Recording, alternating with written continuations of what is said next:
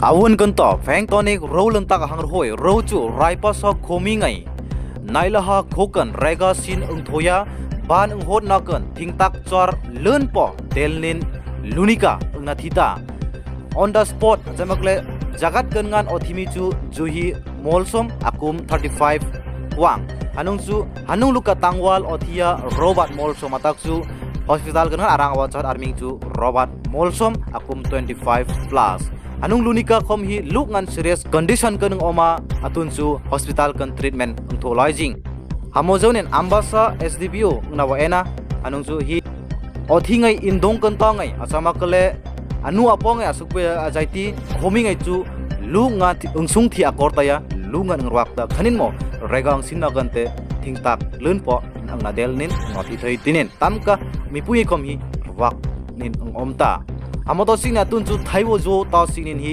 lungan rwa koi ta ko changa je sinangan hi rkimnin luk ayom hi thayat tinin hi khatka mi hoina chang jainaiti hero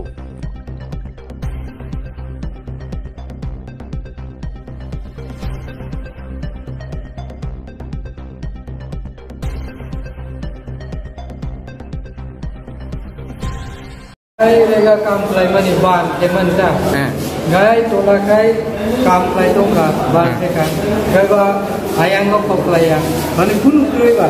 Mane aku wate kaja ko bisa normu nada.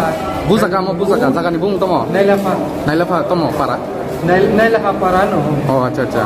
Bisa bolong no kata bolong bai sing ban teman. Poison tong mane jaga kam khlai nai. Emne 375 jon rong nai ta rega kai ma sing ban teman. Ke poison injo dong kha poison thuyang. Hospital so khayo injona aro jagat theikat ekjona. Te orom dioi. Iru khai kaisa theikat an bike na no. আচ্ছা robot